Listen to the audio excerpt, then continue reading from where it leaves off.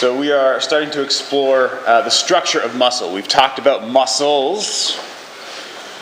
We know different names for muscles. They're in different locations. We know what actions they accomplish. They shorten, but we don't have an in-depth understanding yet of what allows them to contract, what makes them susceptible to nervous innervation. How do they make energy and force? So this section deals with that. Muscle as a tissue, not one specific muscle like latissimus dorsi or rectus femoris. We are just talking generally about muscle. The focus will be skeletal muscle. I will acknowledge that there are some other muscles, but I think that skeletal muscle is one of the coolest tissues in the body. It's what allows us to train and compete with some other aspects as well, but this is the tissue that is so adaptable to exercise training. Just a personal bias, I suppose. So we'll introduce muscle as a tissue today and the general structure and morphology. Tomorrow, Matt will lead you through a lecture on how the muscle is activated. I'm away, so you have a guest lecture. It won't be recorded, so make sure you're here. So that's tomorrow, and then we'll get into some metabolism and different types of muscle when we come back next week. Metabolism, fantastic, huge topic, one of my favorite topics. We will do a gross overview of metabolism in this section. And this is going to start to round out the semester. We have some endocrine information after this, but then that's it. Right? We're in week 11 of week 13, or 13 weeks, 2 more weeks after this week to get through material. So in this section on muscle, we're going to consider muscle's place in the body, but dive into the tissue itself. We're going to learn about the structure and function of 3 different types of muscle tissue, but primarily one type. What we learn about that one type is extendable. We can apply it to the other tissues as well. There's a few small differences. We'll talk about how we won't, I'm not going to be here, but tomorrow you will talk about the events at the neuromuscular junction. We've already seen a lot of that material when we talked about neural junctions, the synapses between neurons. Now the synapse between nerves, neurons, and muscle, the neuromuscular junction. That initiates a signal to contract. Not only does it initiate a signal to contract, but it initiates a host of other signals to maintain or support contraction. The provision of energy within the muscle all originate from that neuromuscular junction. So we'll talk about how energy is used, how energy is produced in the different types and subtypes of muscle. And we'll end with the overall net effect, generation of tension, creating force within the muscle, contracting and shortening the muscle, which is its job, its main job. To shorten, articulate joints, support bodily structures. There are other functions too. Muscle is in fact a small endocrine organ. It releases factors that communicate with the rest of the body, but we'll touch on that briefly later. Main function by far to contract, and then there are methods that help support that contraction long term. What I'm describing is exercise. So main function, produce movement. Muscle moves. Everything else is to support that movement. Either strong movement or continued repetitive movement, muscle moves. And all muscle moves. Skeletal muscle moves. That's what we've been talking about across 1 or 2 joints that allows you to lift your arm or flex the elbow. That muscle obviously moves. Other muscle moves. The heart has muscle that's not skeletal muscle, and there's muscles in the arteries, digestive system. We'll talk about those in a second. But all of those muscles move. Maybe not in the same way, but they shorten and contract and allow the function of different body tissues. Muscle is also a reservoir. Skeletal muscle makes up a large portion of our body. It's one of the primary sites of glucose disposal. So we talk about diabetes, insulin resistance nowadays. Muscle is responsible for 80-ish% of the glucose that you eat in a meal to take it up and store it. It's a reservoir for energy. Now, it's because it uses that energy, the largest site of energy use in the body, and it has a massive ability to expand that energy use. It can use 200 to 300 times the energy you're using right now to sit quietly at rest. Fantastic ability to use energy in muscle. It's also an endocrine organ. And I already mentioned this. But it releases factors into the blood that communicate with the brain and the heart and other tissues to say, I'm undergoing this type of stress. You need to help me out. You need to release these factors or do something else. And when it's not used, it's still an endocrine organ, but it sends negative signals out. It can send signals that actually induce insulin resistance in other tissues. So it's an endocrine organ that responds to the type of stress being placed upon it.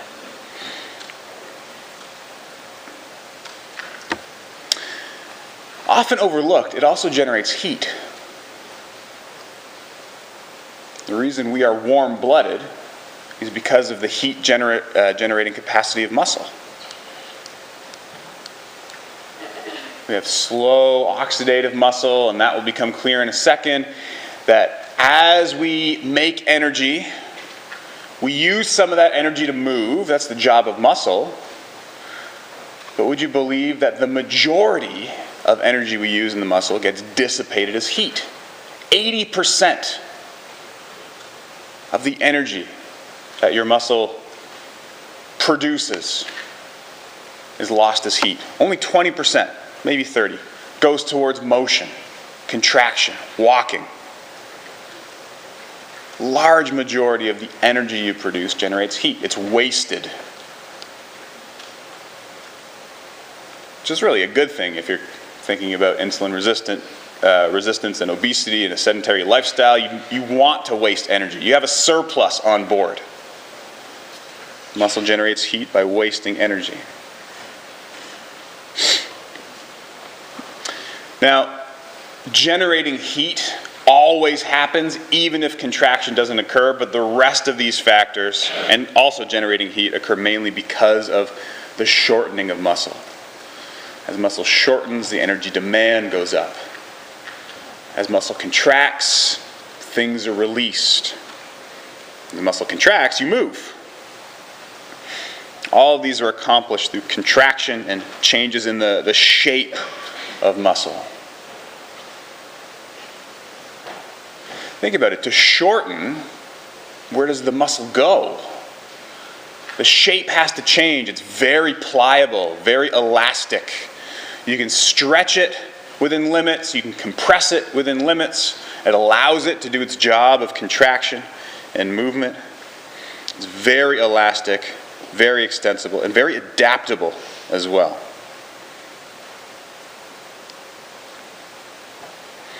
It adapts to the stresses placed upon it. Stretching is a great example.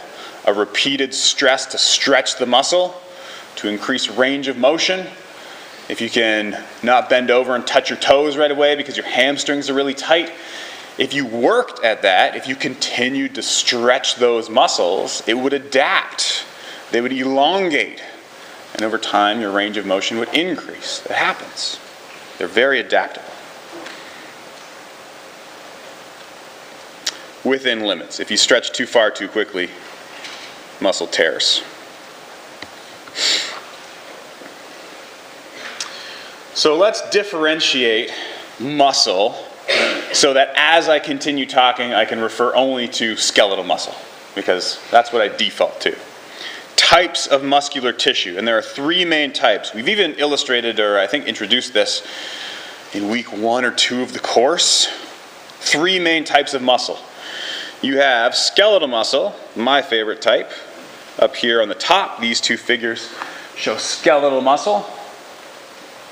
Very ordered, striped looking phenotype. Cardiac muscle in the middle, which looks a little bit like skeletal muscle. It has a lot of the same components as skeletal muscle, but it's arranged a little bit differently. And you can see that shown here. Not as ordered and linear as skeletal muscle is. And finally, what we call smooth muscle.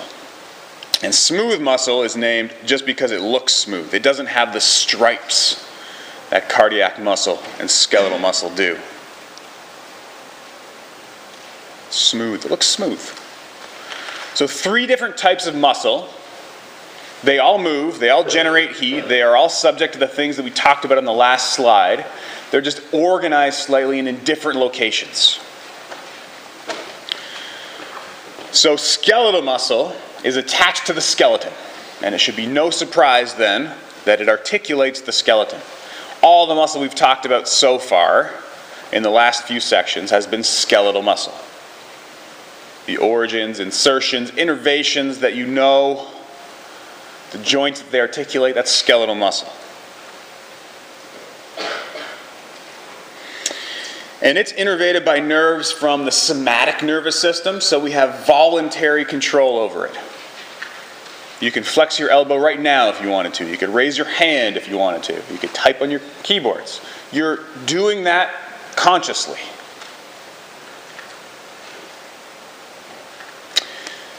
It also has some autonomic innervation. For instance, up until this point, you've been breathing normally, and your diaphragm is contracting and relaxing. Now that I mention it, you're thinking about it, so you've taken over conscious control. But there's some involuntary control of skeletal muscle as well, and the diaphragm is a skeletal muscle. Largely voluntary, somatic control of skeletal muscle. Its distinguishing factors are that it is striated, which just means striped. It has stripes. We'll learn about what those stripes are, but you can see that clearly up top. Striations are repeating series of lines within the muscle. And it's multinucleated, which means that each cell has many nuclei. Now in cell bio, you learn that each cell has one nucleus only. It's at the center of the cell, it has the DNA in it, and that's typically true. In muscle fibers, there are multiple nuclei. And that's only because muscle fibers are formed when many smaller cells fuse together. They're called myoblasts. And when they fuse together, each of those has a nucleus. They fuse into a long single cell in adulthood with multiple nuclei. Distinguishing features of skeletal muscle. And that's different than cardiac muscle, which is also striated, but typically only has one nucleus. And that's because the cells that make cardiac muscle don't fuse together to form long fibers. Cells that make cardiac muscle line up in sequence. And it's that lining up in sequence that allows them to take seemingly branched paths. It's not as linear as skeletal muscle. Which is good, because the job of cardiac muscle is different than of skeletal muscle. You don't want to contract 2 points together to flex the elbow and lift a really heavy dumbbell. You don't want to do that only in cardiac muscle. Cardiac muscle doesn't just bring 2 points together. Cardiac muscle squeezes, right? The heart is a ball, essentially. We'll learn about the chambers of the heart, but the cardiac muscle needs to squeeze at all angles around the heart to expel blood. Not just 2 points together. It needs this web-like pattern, and you can see it taking off in different directions here. I also thought it would be a little more helpful to throw up a schematic of cardiac muscle as it might appear in the heart. What I haven't touched on yet are the intercalated discs that separate each cell, which are shown here, these lines, these ridges that weave back and forth. And that's the connection point between cardiac muscle cells. That's where the plasma membrane abuts and fuses together. So these intercalated discs are important for securing sequential cells, and they have a few really important characteristics that we've seen before, namely gap junctions. We talked about gap junctions, small portals in the plasma membrane to connect the contents of two neighboring cells. And desmosomes, which are essentially the opposite. They're spot welds that hold cells together, which is good. You don't want cardiac cells coming apart. And you want the contents to be connected because you want the action potentials to flow through the cells in sequence. You want the contraction of the heart to flow through in a wave. And that will be more apparent when we get to that section. But it's set up this way to serve its purpose of contracting the heart on many different axes to expel blood.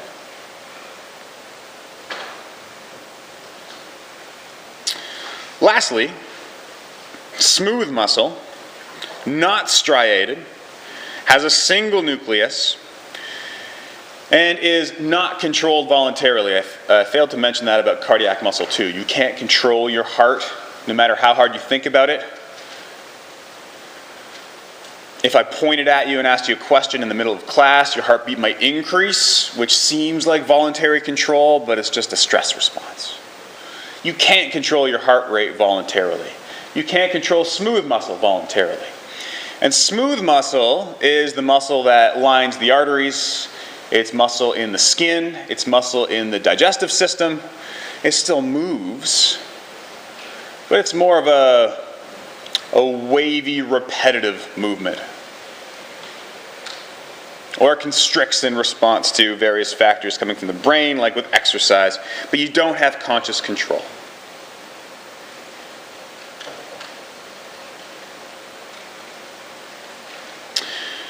Also, the mechanics, the pieces of the muscle, very similar, but we don't see the striations, the lines, the ridges that we do in these other two examples, because the internal components aren't always lined up. Some of the fibers are circumferential, they go around the organ. They are oblique, they overlap, so there's no clear divisions and no stripes. They're not ordered like the fibers in skeletal and cardiac muscle.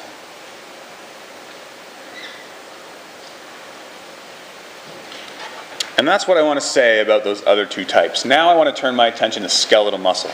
Well, not largest organ in the body, but one of the largest organs in the body, and really important as far as exercise is concerned and for the health implications with insulin resistance and diabetes like we talked about. So skeletal muscle, shown here. It's the typical muscle that you think of when someone mentions muscle tissue. So you have this diagram in the book which tries to orient you in context of the rest of the body. Skeletal muscle attaches to the skeleton through tendons, like you can see here. It's typically immediately under the skin. There are some locations where it's deeper. It's covered in multiple layers of connective tissue, then in layers of fascia, which is also connective tissue. Then you have the subcutaneous fat layer before you reach the skin. And so the subcutaneous layers in the skin we're not going to talk about. We've talked about those in depth, but I am going to talk about the connective tissue layers that surround the muscle as a whole. So at the muscle level, coming off of the bone, wrapping around the tendon, wrapping around the muscle itself, you have a hard to see red circle over on the right hand side of epimysium.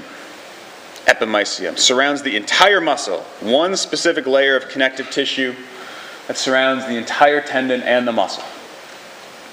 The most superficial layer.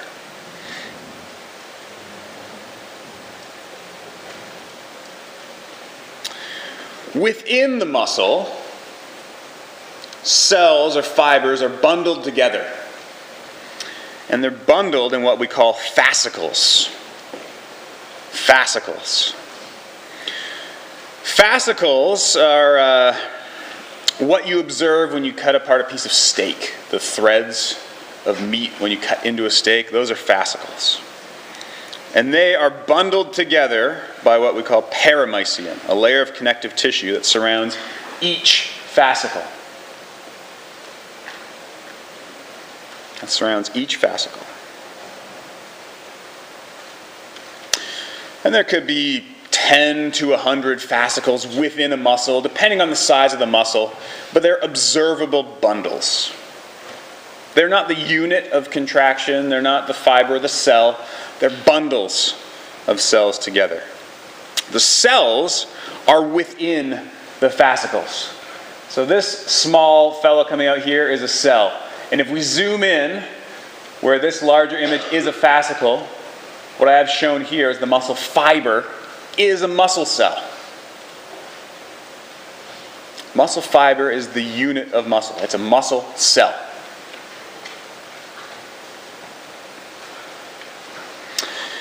And each cell is surrounded by endomysium, so multiple cells within a fascicle, surrounded by endomysium, which immediately covers the plasma membrane. A layer of endomysium, so connective tissue, on top of the cell membrane. And the cell membrane or plasma membrane is also referred to as the sarcolemma. So those terms are used interchangeably. Sarcolemma, plasma membrane, cell membrane. They're the outer surface, the lipid bilayer of the cell.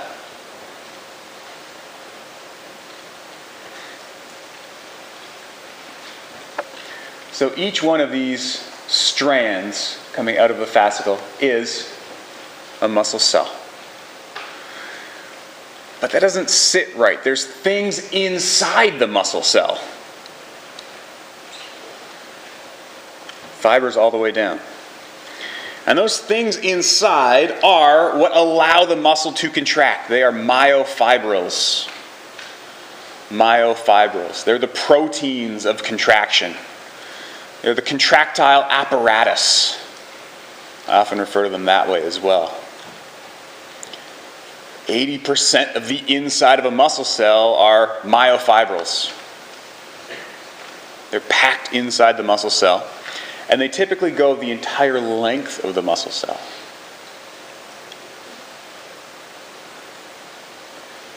So these cells are long. These can be 10 centimeters long in some cases. Very long cells, very long myofibrils.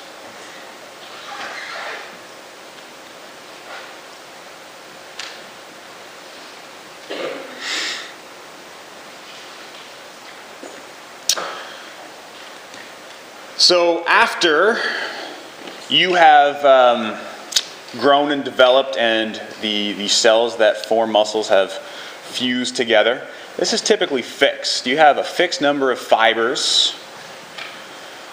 Not a fixed number. Fibers that are adult differentiated fibers can't divide. Let's put it that way. There's no cell division that goes on here. And so, question that often comes up is then how do muscles grow in size with resistance training, for instance? And that happens in two ways. These fibers themselves get bigger. So the proteins, the myofibrils inside, there are more of them and they are larger. The cells get bigger. The fibers don't divide, but new fibers can be made. New fibers can be made. There are things that we call satellite cells, which are almost like nuclei that don't have a cell, that can make new fibers with training. So fibers get bigger, new fibers can be made, but existing fibers don't split and divide and grow. They don't divide, so that's important. So we're going to dive into these components, specifically the internal workings of the cell, but also while we're here, I want you to notice the supply to the muscle. And down at this level, we have nerves coming in to supply each cell. We have arteries traveling with the nerves, and often we'll also have veins. Vein, artery, nerve all travel together and all reach individual cells, individual fibers. So when I say tibial nerve innervates a muscle on the back of the leg, yes, the main nerve does, and then there are multiple branches that spread out and innervate each individual fiber, like the branches on a tree.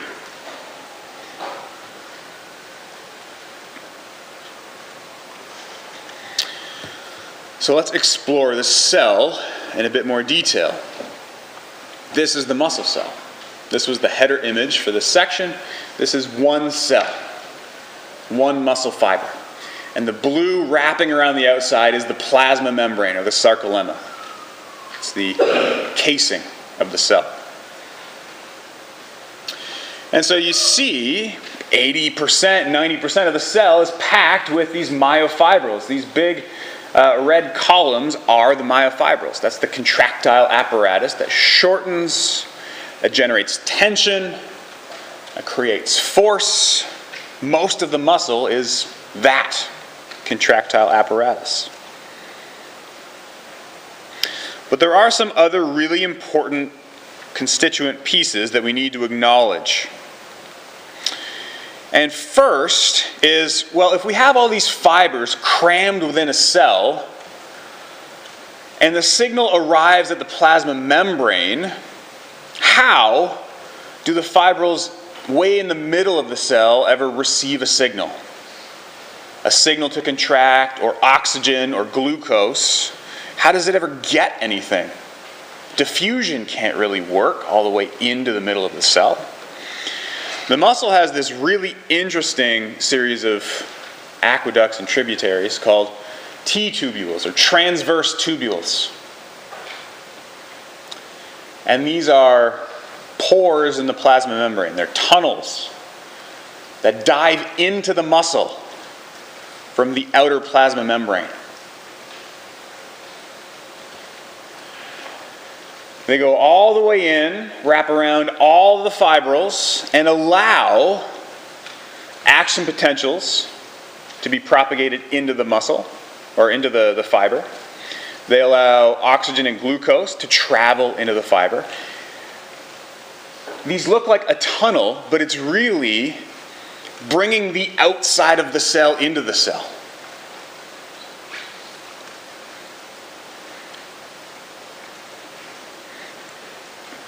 Some of the extracellular fluid is what's in these t-tubules. They're projections of the outside of the plasma membrane. So that allows any substances being delivered to the muscle, or signals being delivered, to reach all aspects of the muscle equally. The outer surface and the inner surface. Now with the t-tubules, you'll notice this latticework mesh-like structure which spreads across the surface of all the myofibrils, called the sarcoplasmic reticulum. And it's in close proximity to the t-tubules, but it also spreads the length of the myofibrils. And this is the storage location for calcium within the cell. And it will become apparent why that's important later. Let's just say calcium is very important in initiating contraction, or generating force, shortening the muscle. And so it is in close proximity to receive signals from the t-tubules, and then it can release calcium everywhere Because it spreads throughout the muscle.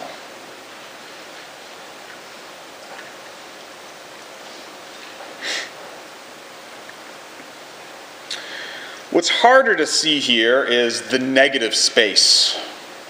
There's a lot of things crammed into this picture, myofibrils being one of them. Now we have all these tubes going everywhere. There's not a lot of negative space. So you have to imagine the space within the cell that these structures don't take up is the cytoplasm, is the inner fluid of the cell. You'll also see it referred to as sarcoplasm. It's labeled here as sarcoplasm. It means cytoplasm. Sarco is a prefix that refers to muscles, and that'll be evident in a second. It's the cytoplasm, so the inner workings of the cell that contains the enzymes and the substrates that are being used for energy, that communicates or allows transmission of some products with the mitochondria, which are these oval-shaped projections shown here. The mitochondria, you know, are the powerhouse of the cell. That's where all the energy is produced. That allows contraction to continue. Many things crammed into a very small area within the muscle.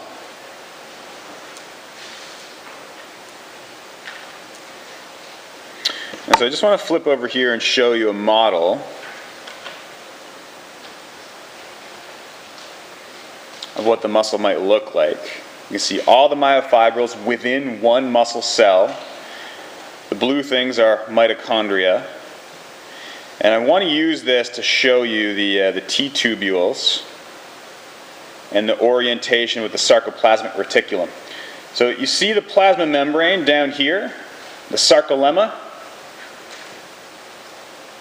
And there's a little hole that you can see just poking out, which would be the opening into one of the t-tubules. So the outside of the plasma membrane continues into the cell. And then that t-tubule system, you can see, extends all the way back to all the myofibrils within that muscle cell. So signals from the outside are dispersed throughout the inner working of the muscle cell proper.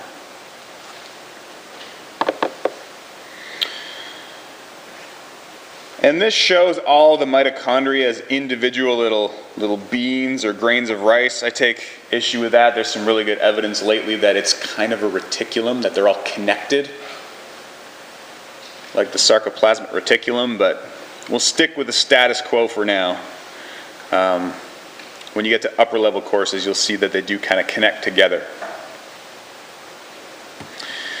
So what we'll often do when discussing the inner workings of a muscle is take away some of that detail, that overcrowded detail. And this is a stylized cartoon drawing of a muscle cell. And you can see the contractile apparatus, the myofibrils here. There's a lot more space. And now it's easier to imagine things like glycolysis happening in that space, and enzymes that process glucose or store it as glycogen, or myoglobin that can transmit oxygen within the muscle cell. It's easier to imagine that when there's a lot of space around. But the reality is there isn't very much space. You can also see a 2D diagram of the transverse tubules. We're cutting them through as a transverse section. And the sarcoplasmic reticulum here, they're not just pockets, but they connect to the network throughout the muscle fiber. So this stylized diagram would be the long muscle cell. We've squished it. This would be the length of the muscle. And the contractile apparatus, the myofibrils, would extend the length of the muscle. And notice they're anchored to the ends of the cell through a protein called dystrophin. Dystrophin. There's very little dystrophin in the muscle proper, but its job is really important. It keeps the myofibrils in line and makes sure if they contract that contraction is transmitted to the cell. Shortens the muscle. And when these aren't there, when there's no dystrophin, or when it's abnormally expressed, even if there's too much, that's where you experience or run into a problem called muscular dystrophy, which you might have heard about, which is a class of diseases that's typically characterized by accelerated breakdown of muscle and really weak muscles. So the myofibrils aren't anchored to the cell. If they're not anchored, they're not doing their job, and so the muscle breaks them down because it can use that energy for something else, and the building blocks for something else. So accelerated muscle wasting and very poor, weak muscles. The contraction isn't transmitted to the edges of the cell.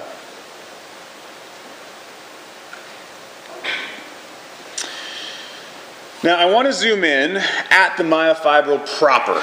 This is the thing that does the contraction, that does the shortening, but we don't know how yet.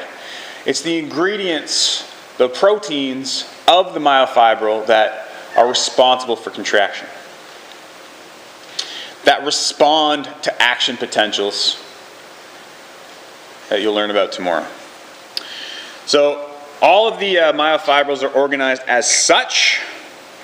They're in a repeating pattern, which you can see might lend itself to making those stripes that you see at the whole muscle level.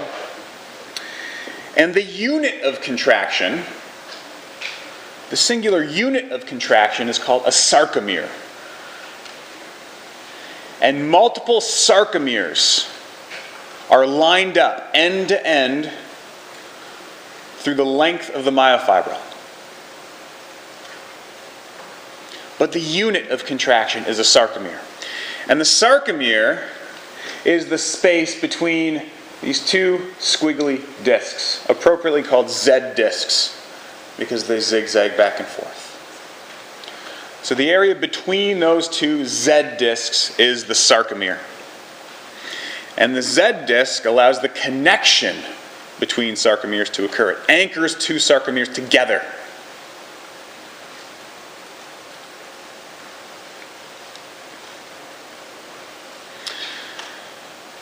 You'll see that it connects some really thin red filaments, which will be important coming up, but it secures adjacent sarcomere. In the middle of the sarcomere, you find the M line, which is another band. It looks very similar to the Z disc, but it doesn't zigzag back and forth. M line's in the middle. And it's a disc of proteins that hold thick filaments together. And the relationship of thin and thick filaments is what it's all about. They overlap and they move back and forth in contraction and relaxation. It's the arrangement of the thick and thin filaments that allow the muscle to shorten and elongate. So the Z discs anchor the thin filaments. The M line, the disc in the middle, anchors the thick filaments and keeps everything arranged properly.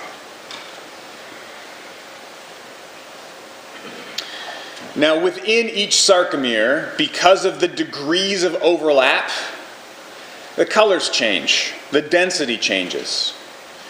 And there are different names for the regions within the sarcomere based on what the density is and what the overlap is. The most obvious is right in the middle. It's one of the darkest looking areas of the myofibril, called the A band. And I think of it as the action band. It's where the action happens. It's where the overlap occurs and the shortening occurs. It's the action band. It's the location for contraction. And you'll see what contraction is coming up, but that's the location where contraction happens. And then on either side of the A band are I bands. And it's harder to think of a nice mnemonic device to memorize I band.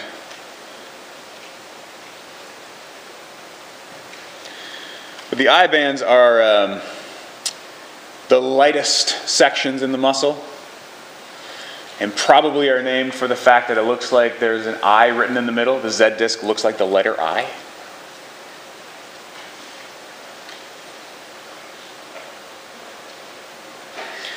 Now those are the main divisions, but I've ignored one for now.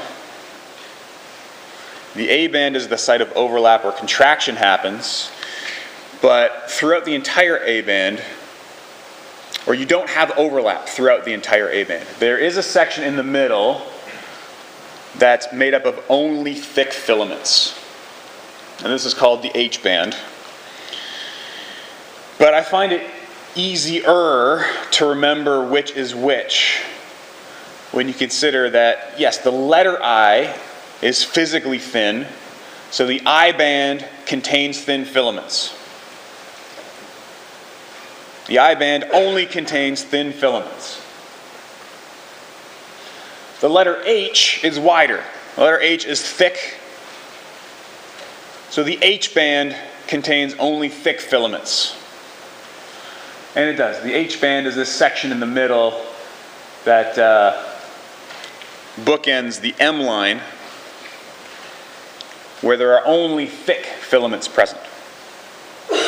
H is thicker than I.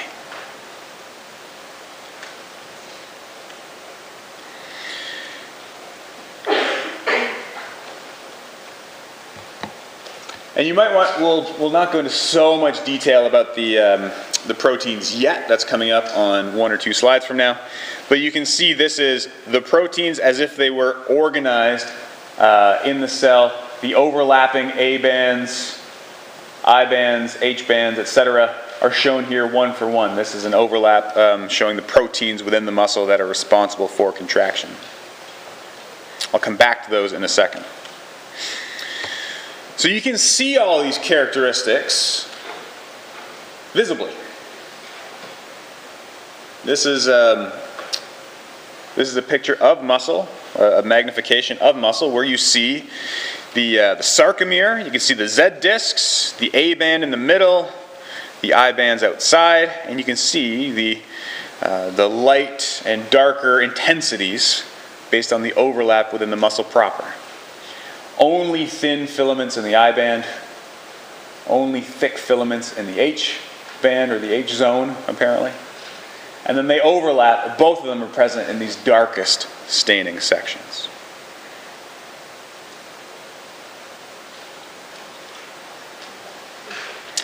So what are those filaments? That's the question. What are those filaments? Maybe I'll just pop back here for a second while this is fresh to introduce actin and myosin. They are the filaments. Actin is thin, myosin is thick. Actin and myosin are the filaments that overlap, that slide back and forth during contraction.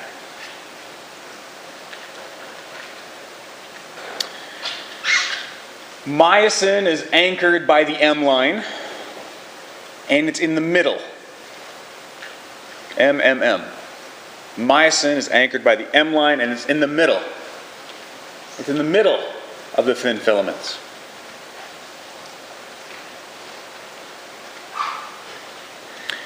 And it is what is typically responsible for the action of shortening the muscle.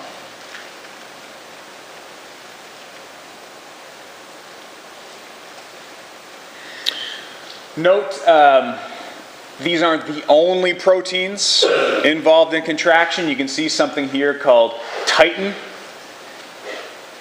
And there are other proteins as well, but the main proteins that are involved in the movement of the muscle are actin and myosin, thin and thick filaments.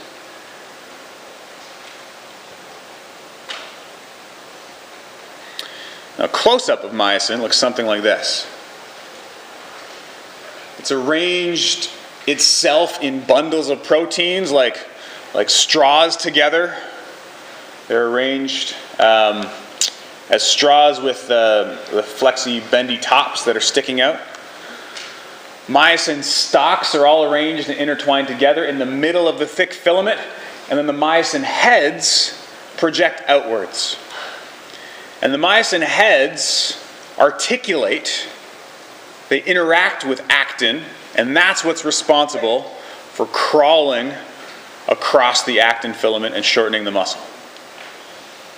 And there are many of them. And they're pointing in all directions out of the thick filament to get at all the actin filaments that are surrounding the myosin filament. Make sure it will never miss. And it's the action of myosin. These heads move. They actually cock themselves. They contract and shorten or crawl up the actin filament. So the main contractile proteins are myosin and actin. Actin is thin. Myosin is thick. Myosin crawls up the actin proper. There are other proteins involved in allowing myosin to interact with actin. It's not just free to bind actin whenever it wants to. Myosin needs permission. And regulatory proteins give that permission. Regulatory proteins like troponin and tropomyosin, which are part of the actin filament, or they're closely related to the actin filament, they block off the binding site for myosin until calcium shows up, and then it opens up. But even that isn't the entire story. There are a lot of structural proteins that just make sure everything is held together in the proper orientation, and we won't go into detail about all of these. But you saw titin on the last slide that connects the Z discs to the M line. It makes sure that all of the overlapping fibers are always arranged properly.